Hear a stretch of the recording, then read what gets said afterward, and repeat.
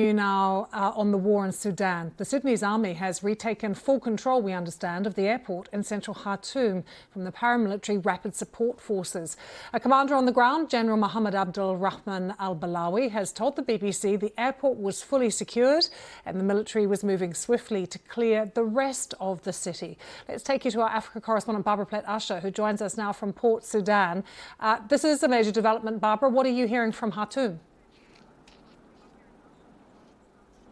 That the army has been moving really quickly today and made a lot of gains in Khartoum, the key one being taking control of the airport in the central part of the city. There had been still fighters stationed there, and the commander on the ground told us that that has been now fully secured, as he put it, and troops have been moving swiftly to take other remaining holdouts of the RSF. The military spokesman said that they had gained control of a camp, a military camp where the RSF was located in what has been its last remaining stronghold in the southern part of the city. So the commander told me that they're conducting clearing operations, and it might be possible for them to announce full control of Khartoum by the end of the day. And you may recall that on Friday they had made a really big advance, seizing the presidential palace in the center of the city. And so these further moves have received momentum from that, and they have been moving quite quickly. Barbara, we're also hearing that there are celebrations on the streets as the army moves in.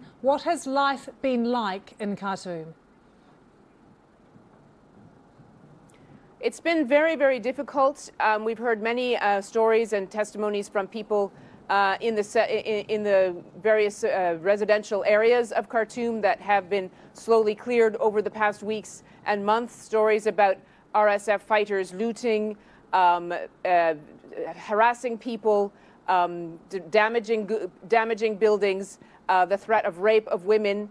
Some of the areas have been better than others. In some areas, there has been a bit of an ability to create a working relationship with them on certain things. But by and large, the stories that I have heard have been that people just did not feel safe, that they lost many, many things to the stealing and the looting, and that now that the army was beginning to take control, they were feeling that they could actually sleep at night. So the celebrations that we have been seeing on videos, on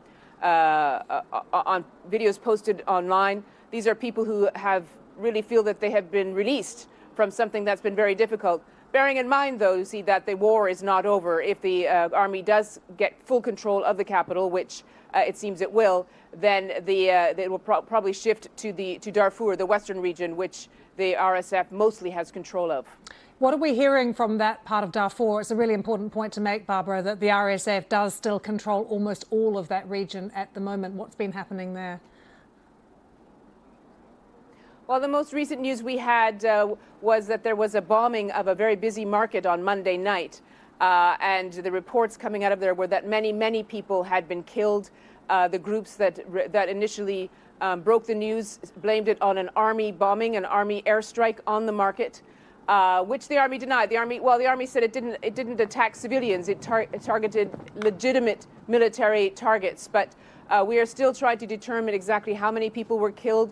The numbers have ranged from about 60 to 270 from reports quoting witnesses and residents on the ground. So quite a catastrophic event. And that is just north, Lucy, of the city of al-Fasher, which is the state capital for North Darfur, the last capital that the army still has control of, because, as I said, the RSF basically controls most of the Darfur region. And the fighting there has been just very grim. The RSF has besieged the capital for nearly a year now.